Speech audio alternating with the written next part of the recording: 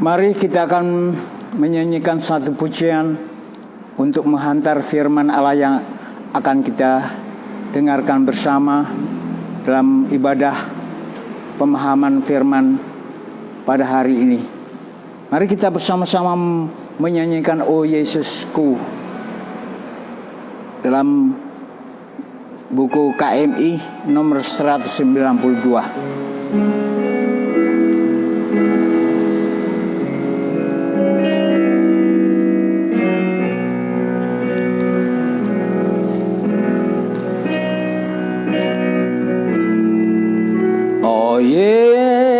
Yesusku, sembahanku, sumber hidupku, nikmatlah bagiku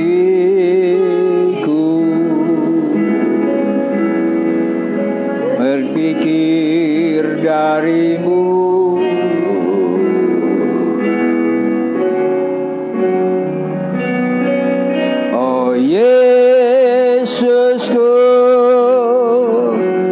Janganlah ada sesuatu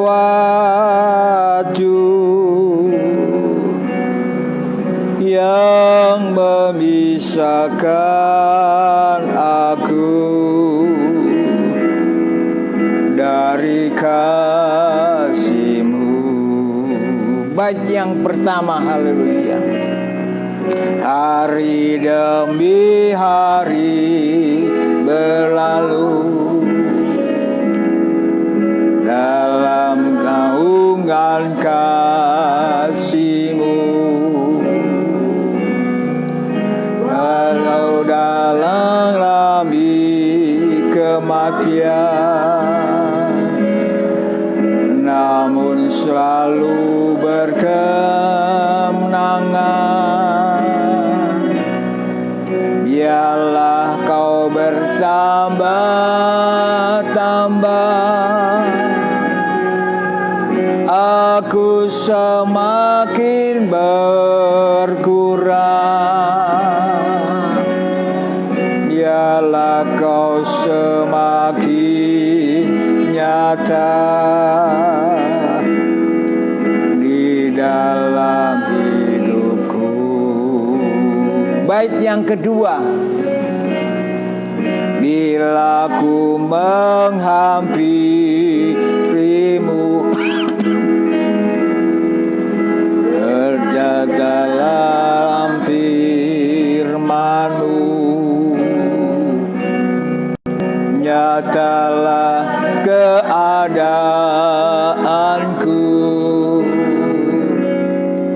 berbeda dengan-Mu, Tuhan, untuk damai dan mulia. Aku begitu hina, namun Kau mendambakanku menjadi milikku. Referen, haleluya. Hancur luluh hatiku mengenang kebaikan-Mu.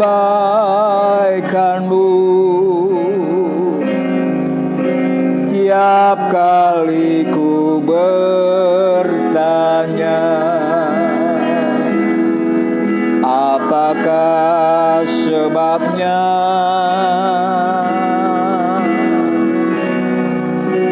Kau limpahkan kasih yang tak berkesudahan.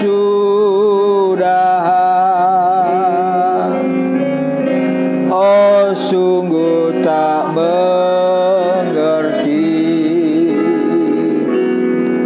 ku tak mengerti. Baik, referen yang ketiga. Terima kasih. Terima kasih bukaan firman-Mu,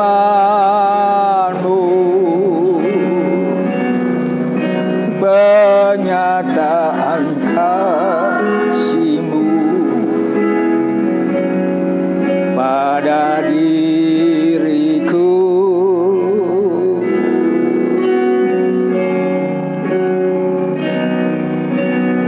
Rinduanku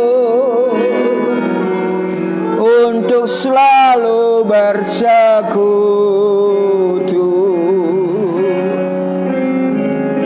agar pernyataan-Mu kekal dalamku. Sekali lagi.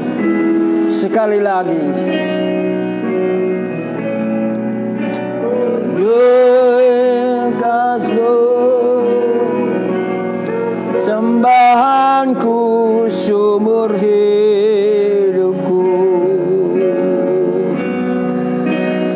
pernyataan kasih-Mu pada diriku.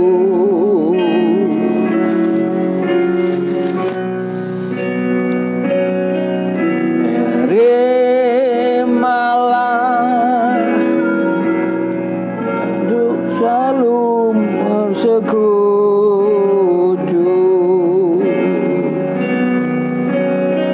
agar pernyataan-Mu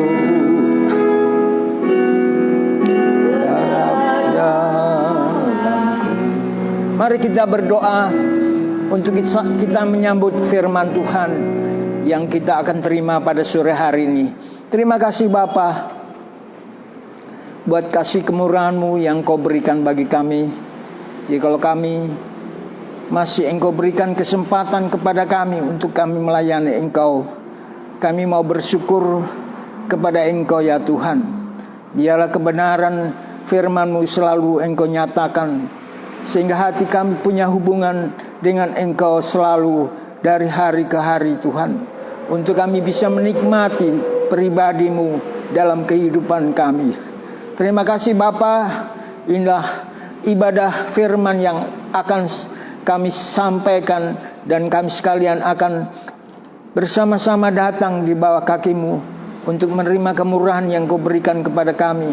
Sebab siapakah kehidupan kami Tuhan, yang Kau berikan kesempatan untuk melayani Engkau sampai Maranatha. Terima kasih Tuhan, Engkau singkirkan roh-roh yang tidak benar yang akan berusaha mengganggu kami Tuhan. Biarlah kami selalu Engkau sertai dengan kuasa Roh Kudus-Mu, supaya kami boleh dapat menyampaikan kebenaran yang akan menghasilkan kedamaian, keindahan dalam kehidupan kami sebagai pribadi dan umat-Mu yang mendengarkan. Terima kasih Bapa, inilah firman yang akan sampaikan. Kiranya Tuhan memberkati kami sekalian. Terima kasih Bapa, kami sambut firman-Mu dalam nama Tuhan Yesus Kristus. Haleluya. Amin.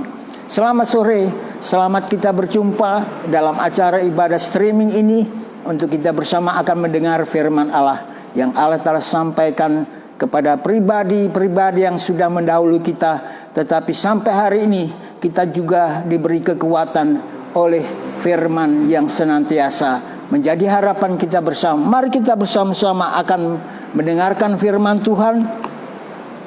Kita akan ambil dalam 1 Tawarikh pasal 21 mulai dari ayat 18 sampai selesai. Mari kita bersama-sama kita akan melihat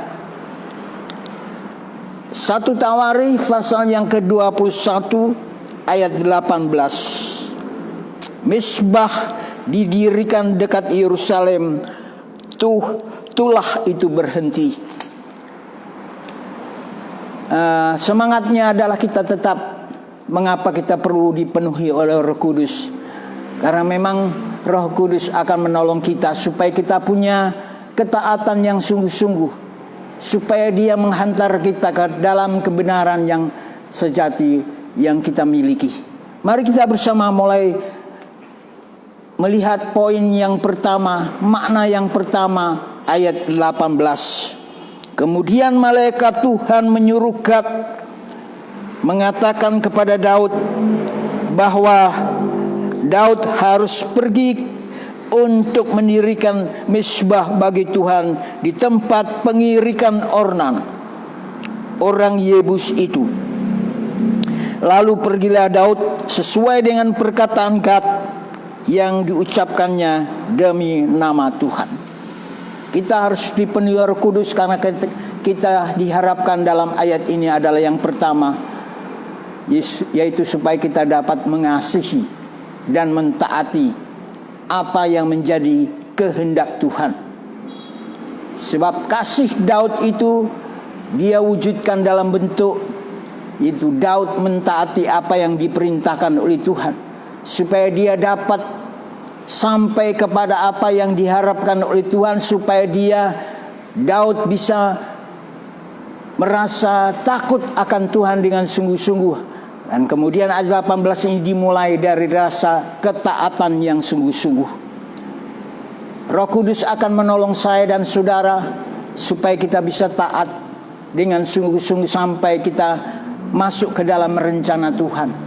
Seperti yang tertulis dalam Yohanes pasal 16, kita dipenuhi Roh Kudus supaya kita dapat mencapai ke dalam seluruh kebenaran. Di sini kita akan membaca Yohanes pasal 16 ayat 13. Tetapi apabila ia datang, yaitu Roh kebenaran, ia akan memimpin kamu ke dalam seluruh kebenaran. Di sini Roh Kudus akan memimpin kita ke dalam seluruh kebenaran. Seluruh kebenaran itu dalam tabernakel digambarkan peti perjanjian, puncak dari persekutuan kita dengan Tuhan. Kita akan sampai ke dalam seluruh kebenaran yang menunjuk kepada peti perjanjian, di mana kita akan bersekutu dengan Tuhan, gereja Tuhan dengan Tuhan, seperti peti dengan ada tutupnya di atas, sehingga itulah yang disebut ke dalam seluruh kebenaran. Mari kita baca kembali. Sebab ia tidak berkata-kata dari dirinya sendiri, tetapi segala sesuatu yang didengarnya itulah yang akan dikatakannya, dan ia akan memberitakan kepadamu hal-hal yang akan datang. Ayat 14, ia akan memuliakan aku, sebab ia akan memberitakan kepadamu apa yang diterimanya daripadaku. Segala sesuatu yang Bapa punya adalah aku punya. Sebab itu aku berkata, ia akan memberitakan kepadamu apa yang akan diterimanya daripadaku. Jadi inilah puncak daripada usaha supaya mengapa kita harus dipenuhi Roh Kudus, yaitu supaya kita bisa masuk ke dalam seluruh kebenaran yang digambarkan peti perjanjian. Itulah perjuangan Daud. Daud itu dia diperintahkan Tuhan untuk membangun sesuatu yang tentu inilah akhir dari persekutuan yang kita usahakan supaya satu waktu kita akan menjadi mempelai Tuhan. Jadi ini poin yang pertama, bahwa Daud mewujudkan kasihnya kepada Tuhan dalam bentuk dia mentaati perintah yang disampaikan kepadanya. Jadi saya juga akan meneruskan apa yang terkandung dalam ayat-ayat ini. Itu sebabnya biarlah kita selalu memohon kekuatan untuk supaya kita boleh mewujudkan apa yang menjadi kehendak daripada Tuhan, yaitu kita masuk ke dalam seluruh kebenaran. Ya, saat-saat ini memang kita sedang diproses, sedang diuji sejauh mana hubungan kita dengan Tuhan. Sebab kita yakin bahwa Tuhan itu ingin punya rencana yang sangat mulia terhadap gerejanya, kepada kita sebagai hamba-hambanya dimanapun pelayan kita berada. Kita harapkan Roh Kudus akan selalu menolong kita untuk dapat kekuatan yang baru. Kemudian yang kedua, kita melihat Coba kita melanjutkan. Poin yang kedua adalah ayat 22 dalam 1 Tawarikh pasal 21 ayat yang ke-22. Di situ dikatakan Daud itu mewujudkan kasihnya kepada Tuhan dengan mendemonstrasikan kasihnya kepada Tuhan dengan komitmen, dengan menunjukkan komitmennya dia kepada Tuhan. Sebab kalau kita baca ayat 22, berkatalah Daud kepada Ornan, berikanlah kepadaku tempat pengirikan ini, supaya aku mendirikan di sini mezbah bagi Tuhan. Baiklah, berikanlah itu kepadaku dengan harga penuh, supaya tulah ini berhenti menimpa rakyat. Kemudian jawab Ornan kepada Daud, ambillah, dan baiklah tuanku raja melakukan apa yang dipandangnya baik. Lihatlah, aku berikan lembu ini untuk korban bakaran, dan eretan-eretan pengirit ini untuk kayu, dan gandum untuk korban sajian. Semuanya itu kuberikan. Jadi di sini Ornan itu akan memberikan semuanya apa yang dibutuhkan oleh Daud.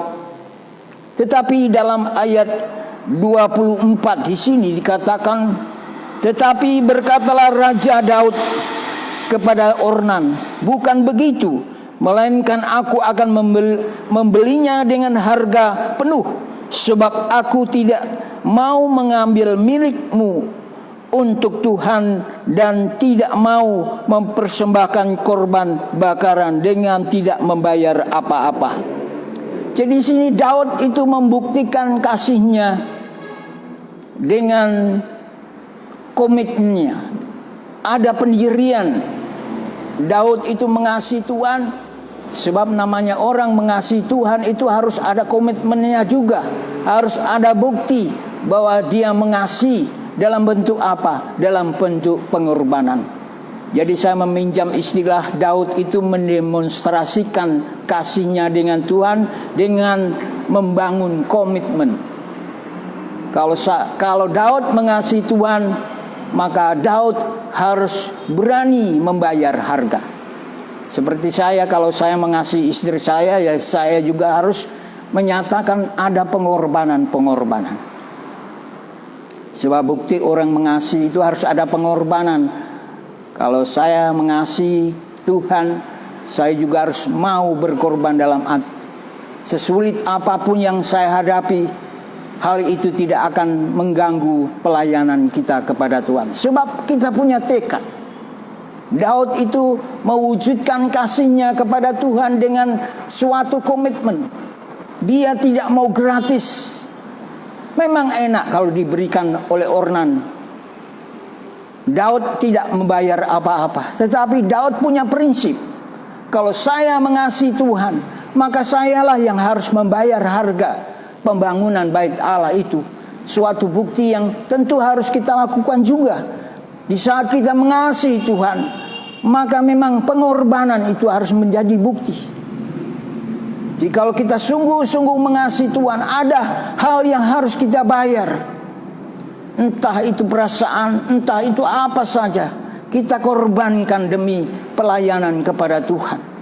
Daud menunjukkan itu.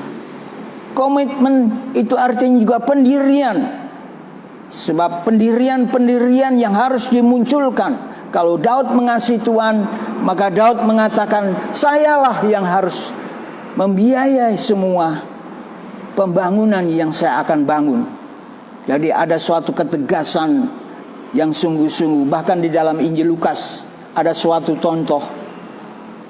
Janda miskin itu janda yang sangat menarik hati Tuhan. Coba kalau kita membaca Injil Lukas pasal yang ke-21, Injil Lukas pasal yang ke-21 ayat yang ke-1 sampai dengan ayat 4. Jadi Daud itu mewujudkan kasihnya kepada Tuhan dengan satu prinsip. Dia berkata kepada Arona, aku akan membayar dengan uangku sendiri supaya kasihku itu menjadi nyata kepada Tuhan. Dan inilah yang diinginkan oleh Tuhan. Seperti janda ini dikatakan pasal 21 Injil Lukas ayat 1, dikatakan ketika Yesus mengangkat mukanya, ia melihat orang-orang kaya memasukkan persembahan mereka ke dalam peti persembahan. Lalu ia melihat seorang janda miskin memasukkan 2 peser ke dalam peti itu. Maka ayat 3, lalu Yesus berkata, aku berkata kepadamu, sesungguhnya janda miskin ini memberi lebih banyak daripada semua orang lain. Jadi di sini janda itu menarik hatinya Tuhan. Karena apa? Dia seorang janda miskin. Dia memberikan persembahan mungkin hanya 2 peser, hanya kecil nilainya.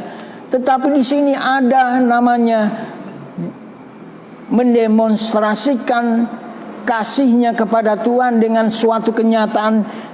Dikatakan ayat 4, sebab mereka semuanya memberi persembahannya dari kelimpahannya. Jadi orang kaya memberikan persembahan dari kelimpahannya. Berarti sesuatu yang tidak seberat apa yang dilakukan oleh janda itu. Janda itu lebih berat, sebab dia sudah miskin, janda lagi, tetapi dia memberikan apa yang semua ada padanya. Jadi ditimbang dari segi berat atau tidaknya, maka janda ini lebih berat daripada orang kaya. Kalau orang kaya itu memberi dari kelebihannya, berarti masih ada yang lebih. Dan perasaan itu tentu lebih berat janda kalau dibandingkan dengan orang yang kaya. Ada suatu komitmen di sana. Janda itu punya komitmen. Dia mengasihi Allah, maka dia harus ada keberanian memberikan apa yang dia punya. Bahkan kekurangannya pun dia harus berikan kepada Tuhan. Sebab mereka semua memberi persembahan dari kelimpahannya, tetapi janda ini memberi dari kekurangannya. Bahkan ia memberi seluruh nafkahnya.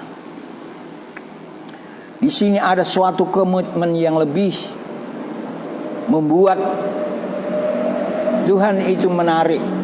Ada daya tarik yang sungguh-sungguh, seperti gambaran dalam Matius 21 ayat 28. Satu waktu ada seorang ayah mempunyai 2 anak. Maka ayah ini datang kepada anaknya yang sulung. Dia berkata, nak, pergilah ke kebun.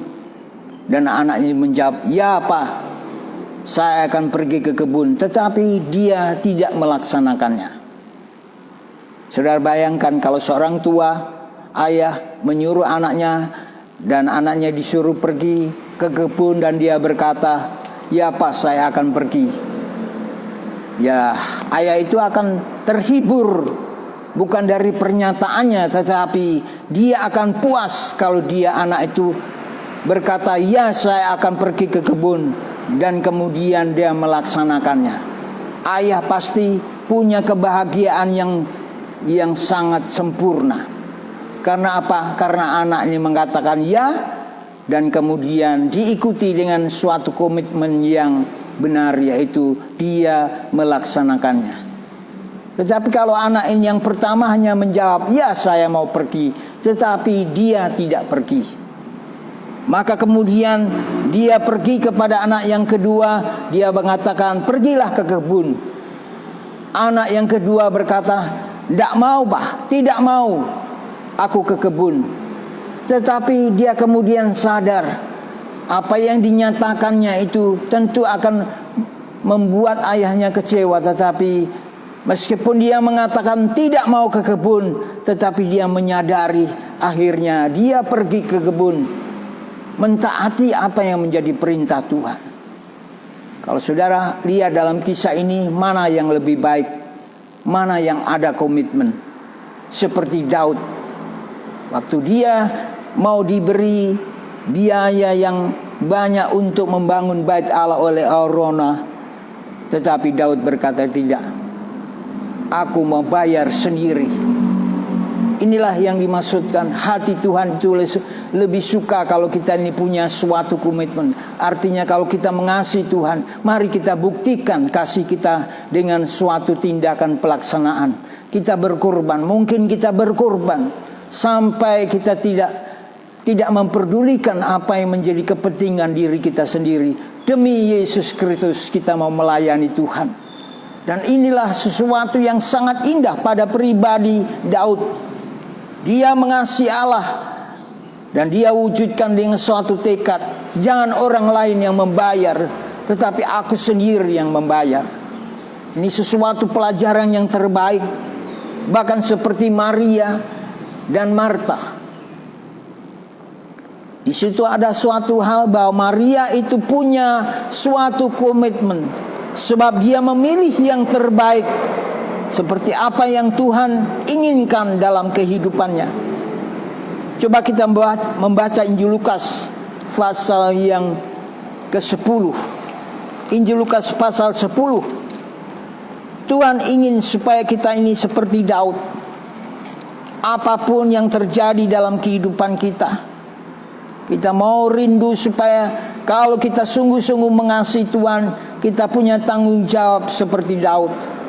Biarlah kita tunjukkan kasih kita kepada Tuhan dengan sepenuh. Biar hasilnya menjadi, kalau kita nanti satu waktu kita bersama dengan Yesus di kota Yerusalem baru, kan semuanya itu karena tindakan-tindakan Daud yang menjadi contoh bagi saya dan saudara untuk menjadi sempurna. Untuk menjadi sempurna kita harus membayar harga. Memang namanya membayar harga itu bukan hal yang mudah. Sesuatu yang bersifat tidak menyenangkan daging kita. Kalau orang lain yang membayar bait Allah itu, kita tidak merasakan ada pergumulan dalam kehidupan kita. Kita tidak merasa ada pergumulan, sebab kita sudah tahu orang lain yang membayar, orang lain yang memikul, kita tidak. Tetapi dalam kisah ini sesuatu yang menarik. Mengapa Tuhan tertarik dalam Injil Lukas 10 ini, dalam kisah Maria dan Marta itu? Tuhan sendiri berkata dalam Lukas 10 ayat 42. Ini sesuatu yang kita harapkan. Dikatakan, tetapi Tuhan menjawabnya, Marta, Marta, engkau khawatir dan menyusahkan diri dengan banyak perkara. Jadi tidak ada komitmen di sini. Tetapi ayat 42, tetapi hanya satu saja yang perlu. Maria telah memilih bagian yang terbaik, yang tidak akan diambil daripadanya. Ini juga berbicara komitmen. Kalau dia duduk mendengar firman Allah, itu sesuatu yang berkaitan dengan komitmen. Apa yang saudara harus lakukan hari-hari ini? Pertama, kita banyak doa. Kita banyak doa. Banyak membaca firman, banyak mendengar firman Allah. Sebab hanyalah orang yang sakit yang tidak mau makan, karena merasa tubuhnya lemah. Makan makanannya enak berubah menjadi pahit, sebab tubuh kita sedang sakit.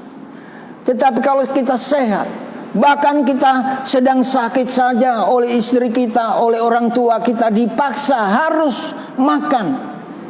Karena orang sakit itu kalau tidak makan akan terus menjurus kepada arah kematian.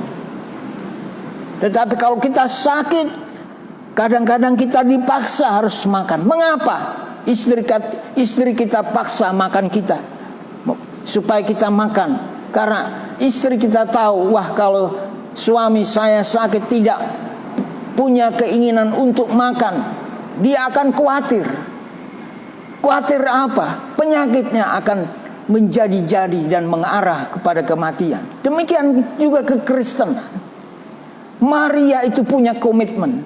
Dia berusaha makan firman Allah, makan kebenaran Allah, sehingga waktu dilakukan itu, Tuhan katakan di sini, hanya satu saja yang perlu. Maria telah memilih bagian yang terbaik, yang tidak akan diambil daripadanya.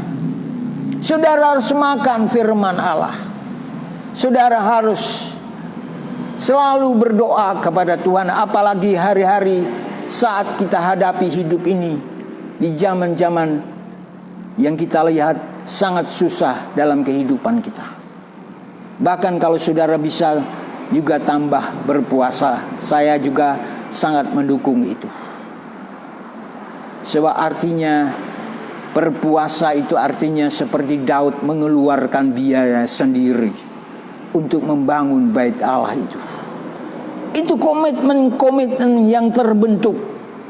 Sehingga Tuhan di sini katakan Maria telah memilih bagian yang terbaik, yang tidak akan diambil daripadanya.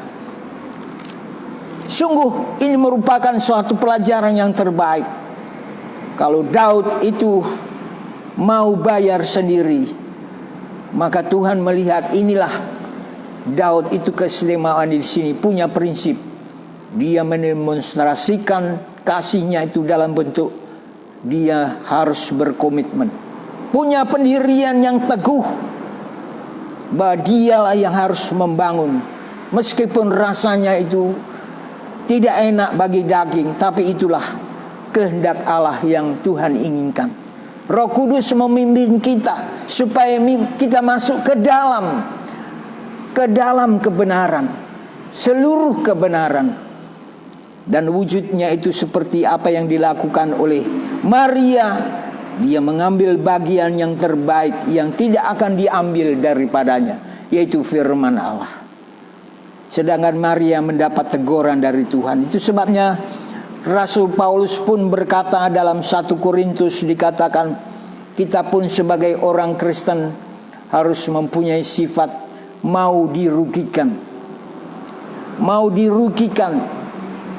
Jadi kita harus mau dirugikan untuk supaya kita tetap berbuat yang benar. Mari kita baca 1 Korintus pasal yang ke-6.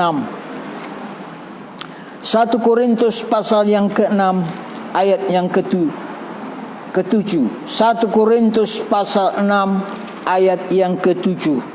Dikatakan, sebab ini konteksnya adalah mencari keadilan pada orang-orang yang tidak beriman. Kalau saudara ada persoalan, janganlah kita datang kepada orang-orang yang tidak beriman. Kalau saudara ada masalah, kemudian datang kepada orang-orang yang tidak beriman, maka solusi yang mereka berikan kepada kita akan salah semua. Saudara ya kasih.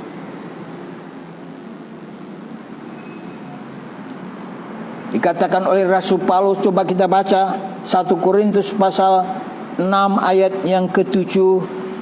Kalau kita ada persoalan-persoalan dalam hidup ini, mari kita datang saja kepada Tuhan dalam firman-Nya, maka Dia akan menunjukkan yang terbaik yang kita akan ambil. Seperti dalam ayat 7, adanya saja perkara di antara kamu yang seorang terhadap yang lain telah merupakan kekalahan bagi kamu.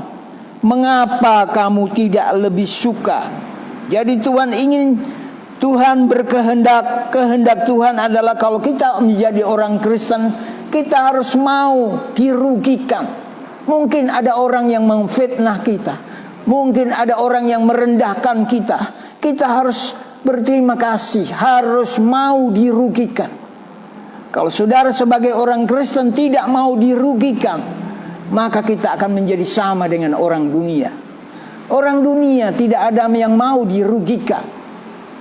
Tetapi ajaran Kristen adalah ajaran yang dikatakan biarlah kita siap untuk dirugikan. Sebab kalau kita mau dirugikan, maka kita akan seperti Daud. Dia sendiri yang membayar itu bait Allah. terasa dirugikan, tetapi itu di dalamnya ada unsur kebenaran yang menolong kehidupan kita. Dikatakan, mengapa kamu tidak lebih suka? Orang Kristen harus lebih suka dirugikan, dianiaya, diapakan, dikatakan begini dan begitu. Terimalah dengan suka. Sukalah. Mengapa kamu tidak lebih suka menderita ketidakadilan? Mengapakah kamu tidak lebih suka dirugikan? Mari kita sebagai suami dan istri dan anak, kita kembangkan. Kalau saudara tidak mau dirugikan, maka kalau ada orang menyakitkan kita, kita ingin membalas menyakiti juga. Karena apa? Karena kita tidak mau dirugikan. Tetapi jikalau saudara dan saya mau dirugikan, maka sekali kudus tetap kudus. Menjaga kekudusan itu dibutuhkan pengembangan pemahaman. Mengapa kita harus rela dirugikan? Sebab ajaran dunia ini namanya dirugikan, itu harus dihindari. Keuntungan saja yang dibutuhkan. Tetapi dalam ajaran Kristen adalah dikatakan, biarlah kita, mengapa kamu tidak lebih suka? Mari kita belajar lebih suka dirugikan, supaya kerohanian kita tidak dirongrong oleh kuasa kegelapan. Iblis merongrong kerohanian kita dengan cara apa? Dengan cara kita tidak mau dirugikan. Kalau Daud tidak mau dirugikan oleh kebenaran firman Allah, maka bait Allah itu nanti Tuhan akan berkati Arauna. Daud tidak diberkati oleh Tuhan, sebab dia tidak mau membayar harga dari dirinya sendiri. Tetapi Daud mempunyai suatu reaksi yang indah.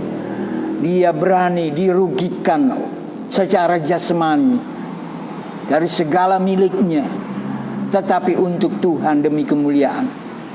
Yang terjadi adalah kita sangat indah. Saya sedikit akan melanjutkan pembacaan kita ayat 8. Tetapi kamu sendiri melakukan ketidakadilan, dan kamu sendiri mendatangkan kerugian, dan hal itu kamu buat terhadap saudara-saudaramu. Atau tidak tahukah kamu bahwa orang-orang yang tidak adil tidak akan mendapat bagian dalam kerajaan Allah? Janganlah sesat. Orang cabul, penyembah berhala, orang berzina, orang banci, orang pemburik, pencuri, orang kikir, pemabuk, pemfitnah, dan penipu tidak akan mendapat bagian dalam kerajaan Allah. Bahkan ayat yang ke-11, dan berapa orang di antara kamu demikian dahulu, tetapi kamu telah memberi dirimu disucikan.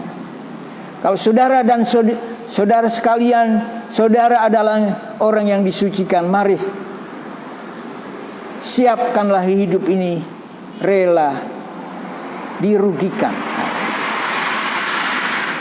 Ini memang ajaran Kristennya seperti ini. Memang berat. Kadang-kadang saudara tidak bisa menerima ini cara demikian. Akal pikiran kita sulit untuk mewujudkan semua itu. Tetapi kita bersyukur ada satu contoh yang diberikan oleh Daud. Daud itu mendemonstrasikan komitmennya. Karena apa? Karena dia sangat sungguh-sungguh mengasihi Tuhan. Dia ingin pulih kembali rohaninya setelah dia mengalami kejatuhan. Mengalami pernah marah kepada Tuhan. Karena apa? Membawa peti perjanjian dengan caranya sendiri, sehingga Daud marah kepada Tuhan. Tetapi dia menyesal mengapa itu harus terjadi. Daud pernah menghitung rakyatnya. Dan itu pun disalahkan. Dia menghadapi itu dengan hukuman dari Tuhan, sehingga bela sampar mengena kepada rakyat Israel. Dan disinilah dia belajar memulihkan kehidupannya. Daud memulihkan kehidupan rohaninya dengan cara apa? Dia caranya adalah mendemonstrasikan apa yang namanya komitmen, saudara yang kasih. Pendirian harus kembali kepada apa yang menjadi kehendak Tuhan. Kalau saudara dan saya ingin tetap kudus sampai Tuhan datang, relalah dirugikan oleh siapapun, saudara akan tetap punya kondisi sesuai dengan kehendak Tuhan. Kita akan terus menyembah. Di tengah-tengah kuasa kegelapan selalu berbisik untuk kita supaya meninggalkan penyembahan. Tetapi kalau hati kita punya komitmen yang sungguh-sungguh, orang yang mengasihi Tuhan, dia akan membangun komitmen yang sangat kita butuhkan dalam hidup ini. Kehidupan kudus terus permanen hanya bisa terjadi kalau kita suka dirugikan. Dan ini memang susah, ini memang sulit ajaran ini. Tetapi kalau ini kehendak Tuhan, mari saudara dan saya berdoa juga buat hamba-hamba Tuhan dimanapun berada, supaya mereka dikuatkan di tengah-tengah mereka sedang menghadapi situasi yang tidak mudah. Kita juga berdoa buat presiden kita dalam situasi yang sulit yang dihadapi. Kita diajarkan untuk menghormati pimpinan yang Allah sudah pilih. Tetapi lewat firman yang kita yakini bahwa inilah hal yang benar yang harus kita tunjukkan kepada Allah. Mari kita terus saling mendoakan. Kita saling mendoakan, dan saling mendoakan hanya terjadi pada orang yang punya kemauan untuk mengembangkan, rela dirugikan. Haleluya. Ini ajaran Rasul Paulus yang luar biasa. Bahkan ayat, saya mau tambahkan ayat pembacaan. Tetapi kalau engkau, 1 Korintus 6 ayat, ayat yang ke, saya ingin baca ayat yang ke 11. Dan beberapa orang di antara kamu demikianlah dahulu, tetapi kamu telah memberi dirimu disucikan. Kalau saudara ingin memberikan diri kita disucikan, bahkan dikuduskan, kamu telah dibenarkan dalam nama Tuhan Yesus Kristus dan di dalam roh Allah kita. Roh Kudus berperan penting juga untuk membuat kita menjadi orang yang rela dirugikan. Kalau suami rela dirugikan, dia akan mempunyai nikah yang tetap utuh. Tetapi kalau suami istri tidak mau dirugikan, ketika suami dikecewakan istri, maka suami akan dalam satu keadaan yang sangat rawan. Persekutuan akan terancam. Tetapi kalau saudara dan saya mau dirugikan seperti Daud, kalau dia mengambil alih, dia yang membiayai, itu suatu pelajaran yang terindah bagi kita untuk supaya kita tetap kudus. Persekutuan kita tetap indah bersama Yesus. Kemudian yang ketiga saya mau sampaikan dalam 1 Tawarikh pasal 21 ayat 26 dikatakan, lalu Daud mendirikan di sana misbah bagi Tuhan, mempersembahkan korban bakaran dan korban keselamatan, dan memanggil Tuhan. Maka Tuhan menjawab dia dan menurunkan api dari langit ke atas misbah korban bakaran itu.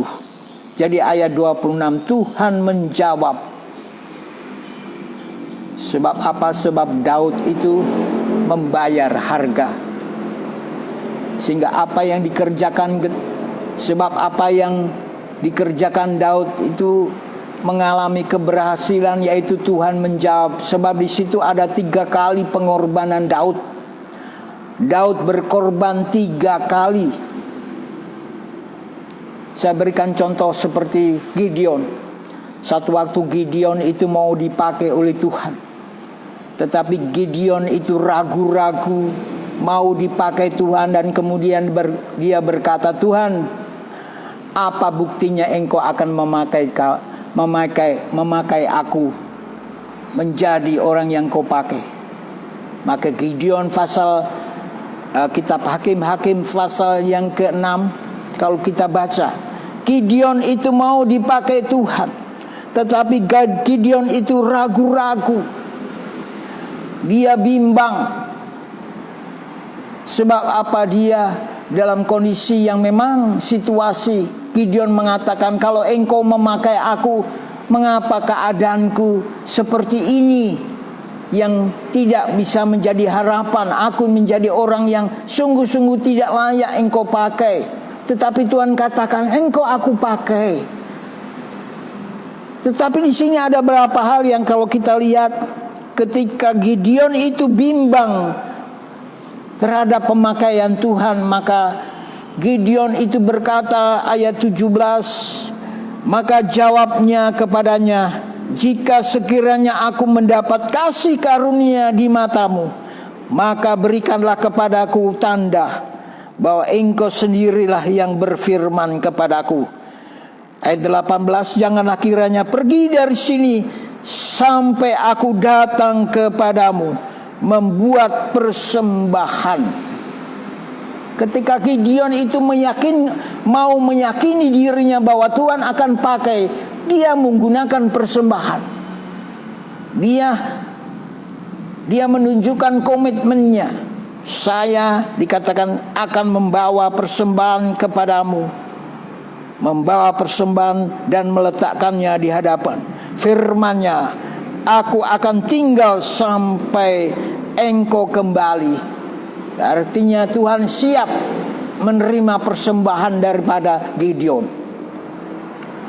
Dan kemudian Gideon memasak suatu masakan. Kemudian saya mau loncat pembacaan kita dalam ayat 20. Berfirmanlah malaikat Allah kepadanya, ambillah daging dan roti yang tidak beragi itu, letakkanlah di atas batu ini, dan curahkan kuahnya. Maka diperbuatnya demikian.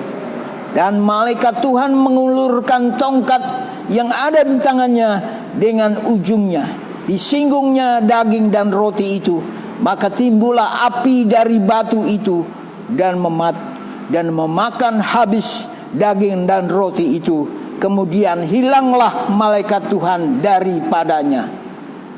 Maka taulah Gideon bahwa itulah malaikat Tuhan. Lalu katanya, celaka Allah aku, Tuhanku Allah, sebab memang telah kulihat malaikat Tuhan berhadapan muka.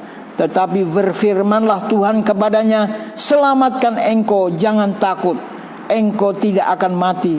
Lalu Gideon mendirikan misbah di sana Tuhan, dan menamanya Tuhan itu keselamatan. Misbah itu masih ada sampai sekarang di Ofra, kota orang Eliezer. Jadi Gideon pun demikian. Akhirnya dia yakin bahwa Tuhan itu memakai dia. Dengan apa? Ketika dia membawa persembahan, komitmen yang sungguh-sungguh. Dan setelah itu diwujudkan, maka terjadi suatu peristiwa di mana Tuhan itu luar biasa memakai Gideon. Ini yang ketiga yang saya mau sampaikan. Biarlah apa yang terjadi kepada Gideon ini juga, biarlah kalau saudara dan saya akan meyakini hidup kita ini dipakai Tuhan atau tidak, maka di sini komitmen kita itu yang menentukan. Kalau saudara mau dipakai Tuhan masa depan kita, mari komitmen kita harus kita wujudkan. yaitu kita harus rela berkorban. Berkorban perasaan, berkorban apa saja yang tidak mudah kita harus korbankan kepada Tuhan. Sebab kita harus mendemonstrasikan seperti hal yang dilakukan oleh Daud, dilakukan oleh Gideon juga. Gideon itu setelah peristiwa dia mempersembahkan persembahan dan terjadi, diterima oleh Tuhan, dia yakin, wah berarti Tuhan juga akan memakai saya, memakai Gideon. Dan itulah suatu hal yang terjadi dalam kehidupan Gideon.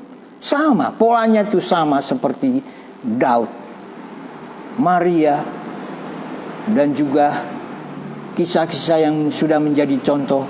Dan saya akan sampaikan poin yang keempat, firman Allah malam hari ini sebagai suatu bahan untuk kita renungkan bersama. Kalau saudara betul-betul ingin mengasihi Tuhan, yang harus kita kerjakan, buktinya kita mengasihi Tuhan itu apa? Kalau saudara mengatakan aku mengasihi Yesus, tetapi malas beribadah, malas berdoa, malas membaca firman Allah, Tuhan akan berkata, kamu itu tidak mengasihi aku kok. Maka Tuhan katakan, aku tidak bisa memberikan penolong padamu. Sebab Yohanes pasal 14 ayat 15, jikalau kamu mengasihi aku, kamu akan menuruti firmanku, dan aku akan memberikan kepadamu seorang penolong. Kita bersyukur kepada Tuhan. Kekuatan kita, kekuatan saya hanya di dalam firman dan roh, dalam doa dan membaca firman, dan kemauan kita untuk membangun komitmen kita, pendirian yang benar yang kita masukkan dalam hidup kita, supaya Tuhan itu benar-benar berkenan kepada kita. Dan yang terakhir, dalam 1 Tawarikh, saya akan sampaikan ini, poin yang keempat. Mari kita membaca ayat 28 sampai 30. Ayat 28 sampai 30. Di sini ayat menjelaskan bahwa Daud menjadi orang yang lebih berhati-hati dan tidak menjadi sembrono atau menjadi tidak sungguh-sungguh dalam kehidupannya. Sebab ayat 28 dikatakan, pada waktu itu juga Daud mempersembahkan korban di sana ketika ia melihat bahwa Tuhan telah menjawab dia di tempat pengirikan ornan orang Yebus itu. Kemudian kemah suci yang dibuat Musa di padang gurun, dan mesbah korban bakaran pada waktu ia di bukit pengorbanan Gibeon. Tetapi Daud tidak berani pergi ke sana berhadapan dengan Allah untuk menanyakan petunjuknya, sebab ia takut kepada pedang malaikat Tuhan itu. Jadi sini Daud secara rohani mendapat pemulihan dari proses kehidupan yang dia alami dalam kehidupannya. Daud itu menjadi kehidupan yang, kalau kita lihat di sini, kalau dalam 1 Tawarikh pasal 13, Daud itu dengan sembarangan membawa peti perjanjian. Dalam 1 Tawarikh 13, Daud membawa peti perjanjian dengan cara dinaikkan kereta. Di ayat berikutnya Daud mengalami kesalahan menghitung rakyat. Tetapi pada ayat ini Daud itu tidak berani pergi ke sana berhadapan dengan Allah untuk menanyakan petunjuknya, sebab ia takut kepada pedang malaikat Tuhan. Jadi Daud ini artinya dapat suatu pemulihan dari segi kerohanian, bahwa dia tahu tidak sembarangan untuk berhadapan dengan Allah. Dia menjaga dengan sungguh-sungguh, rasa takut dia kembangkan. Itu sebabnya saya mau akhiri firman Tuhan yang saya sampaikan sore hari ini. Mari kita bersama membaca ayat yang terakhir, yaitu suratan Filipi pasal yang kedua ayat 12 dan 13. Biarlah kita mau mengerjakan. Memang kita sudah beriman kepada Tuhan, tetapi Paulus mengatakan biarlah kita tetap kerjakan keselamatan kita. dengan rasa takut dan gentar. Mari kita baca. Kalau kekristenan kita ini dilandaskan Filipi pasal yang kedua ayat 12 dan 13. Filipi pasal 2 ayat 12 dan 13 dikatakan, tetaplah kerjakan keselamatanmu. Jadi Daud dalam posisi ayat-ayat yang kita sudah baca, Daud menjadi pribadi yang dapat menghargai pribadi Allah, sebab memang demikian adanya. Mengapa Allah kita harus kita kasihi? Sebab kalau kita tidak mengasihi Dia, membahayakan kehidupan kita. Sebab pedang yang dipegang malaikat itu bisa menimpa kembali kalau kita tidak punya sikap yang sungguh-sungguh mengasihi Allah. Sebagai ayat terakhir, mari kita baca Filipi pasal 2 ayat 12. Hai saudara-saudaraku yang kekasih, kamu senantiasa taat. Karena itu tetaplah kerjakan keselamatanmu dengan takut dan gentar. Bukan saja seperti waktu aku masih hadir, tetapi terlebih pula sekarang waktu aku tidak hadir.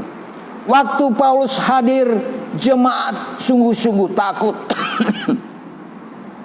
Tetapi harapannya Paulus, tetapi kalau aku nanti tidak hadir, maka Paulus mengharapkan supaya mereka tetap takut. Inilah kualitas. Kalau orang itu takut, meskipun Tuhan itu tidak kelihatan, orang itu punya kualitas. Kalau seseorang itu takut kalau ada orangnya, beda dengan kalau orang itu takut kalau tidak ada orangnya. Sebab apa? Sebab dia memegang prinsip-prinsip, memegang apa yang namanya seperti yang dilakukan oleh Daud. Sebab di sini katakan Paulus sangat menginginkan supaya sidang Filipi mendapat keselamatan dengan rasa takut kepada Tuhan, mengerjakan keselamatan. Bukan saja seperti waktu aku hadir, tetapi terlebih pula sekarang waktu aku tidak hadir. Kalau Paulus tidak hadir, kesungguhan sidang Filipi itu sungguh-sungguh, ini yang diharapkan Paulus. Berarti kita ada kemandirian, berarti kita ada suatu prinsip-prinsip yang sudah dikembangkan oleh Daud.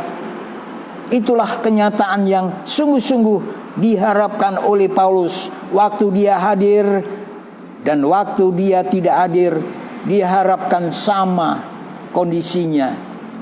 Sebab Tuhan izinkan supaya satu waktu ada kemandirian hidup ini.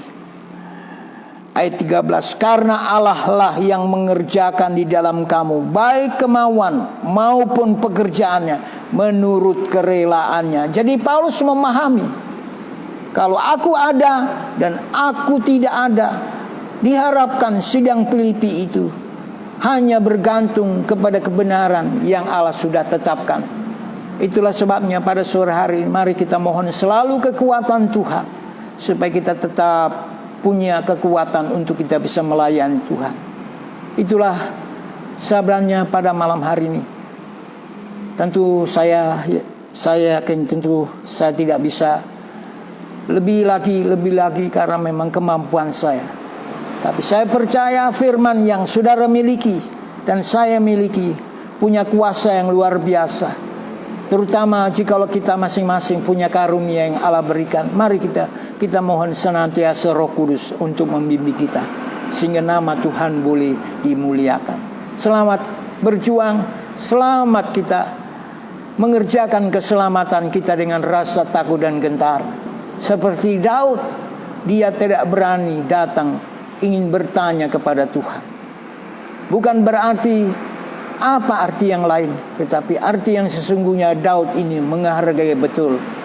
Mengapa dalam Kisah Rasul pasal 4 Daud dicintai oleh Tuhan?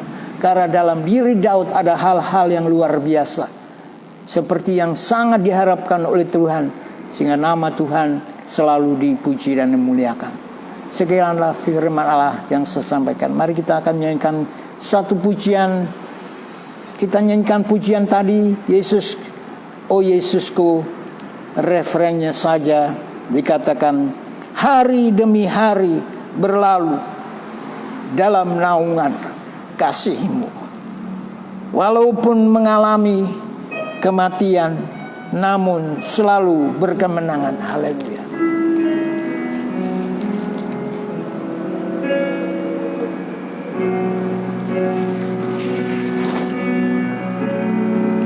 Hari demi hari berlalu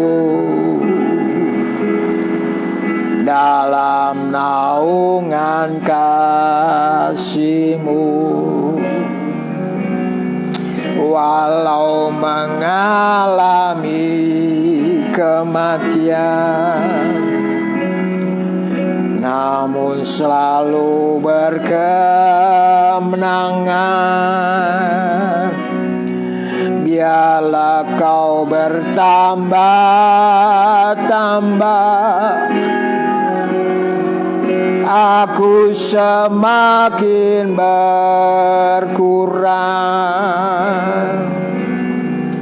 Biarlah Kau semakin nyata di dalam hidupku. Sekali lagi bait yang kedua. Bila Kau mengambil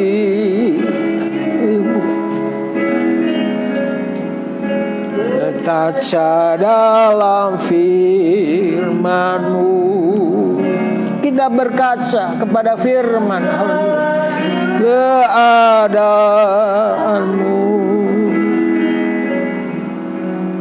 Raya dengan-Mu Tuhan, Engkau suci dan mulia. Aku itu hina, namun dah mendambakanku menjadi milik-Mu. Sekali lagi, haleluya. Bila Kau menghampirimu, berkaca dalam firman-Mu, nyata keadaan. Kita berkaca kepada firman supaya kita tahu keadaan kita. Kita selalu kepada Dia. Haleluya. Haleluya, haleluya. Kasih dan mulia, aku semakin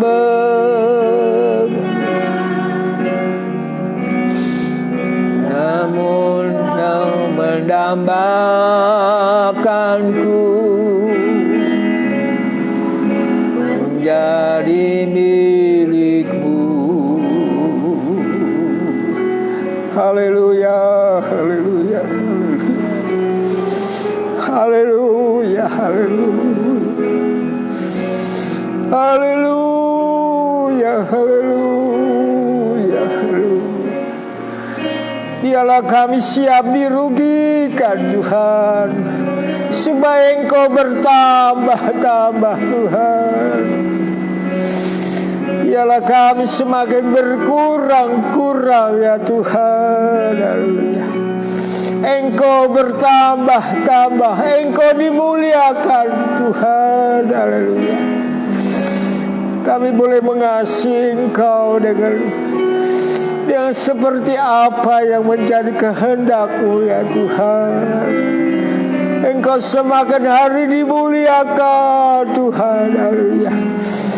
Kami semakin berkurang-kurang ya Tuhan, sehingga kami bisa menyembah kepada-Mu Tuhan. Kalau kami bisa menyembah karena kami merasa kami berkurang-kurang ya Tuhan, Dengan mudah kami menyembah-Mu, dengan mudah kami memuji-Mu Tuhan. Haleluya. Karena kemanusiaan kami sudah tidak ada lagi Tuhan kepentingan kami, tetapi hanyalah Engkau yang diagungkan. Haleluya. Engkau yang bertambah-tambah. Seperti Yohanes, biarlah Engkau yang dipermuliakan. Haleluya. Hidup Yohanes semakin berkurang, bahasa penyembahan yang terjadi Tuhan. Haleluya. Terima kasih Tuhan, terima kasih. Di ujung ibadah ini kami berdoa buat negara dan bangsa kami ya Tuhan. Haleluya.